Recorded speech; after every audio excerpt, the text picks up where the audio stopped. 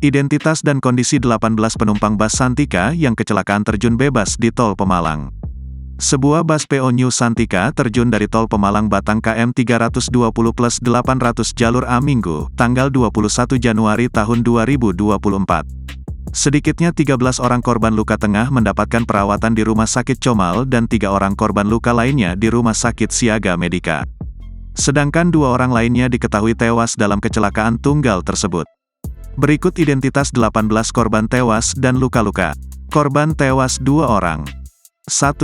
Sudarmono, laki-laki 42 tahun, Desa Margorejo RT 4 RW 6 Kecamatan Dawe Kabupaten Kudus, Rumah Sakit Comal Baru. 2.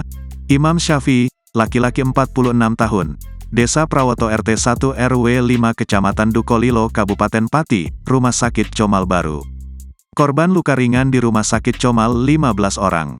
Rizky Dwiki Putra, Mahfud Sidik, Nur Ernarawati, Sumardi, Rifai, M. Puput Pranoto, Masriftul Umayah, Sukarmani, M. Safi, Abdul Aziz, Saefudi, Ego Puji, Edi Wiharso pengemudi. Korban luka ringan di Rumah Sakit Siaga Medika, M. Zainuddin, Mukif Burido, M. Abdul Halim. Lantas di KM 320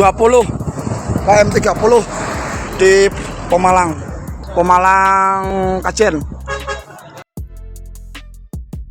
Download Tribun X sekarang, menghadirkan lokal menjadi Indonesia.